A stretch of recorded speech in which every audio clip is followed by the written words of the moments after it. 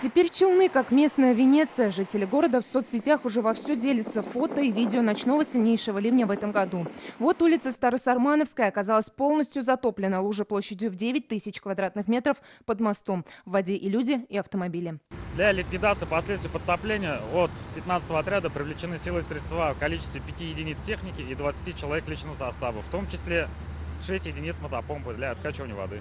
Сейчас спасатели уже извлекли внедорожник из воды и передали его владельцу. Автомобиль не пострадал. На месте с 3 часов ночи работают спасатели и пожарные, откачивают воду.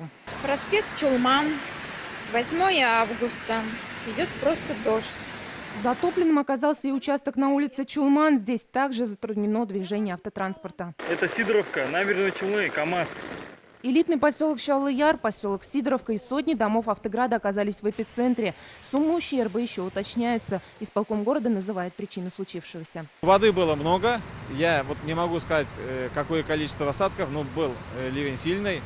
И видать, насосы не справились, и вода пошла сверху и затопила насосы. Сейчас ведутся работы по восстановлению движения на крупных магистралях Автограда и на выездах. Пока проехать можно только по объездным путям. Движение по основным магистралям обещают вернуть уже к вечеру. Алина Мусина, Ильшат Аюпов, ТНВ, Набережные Челны.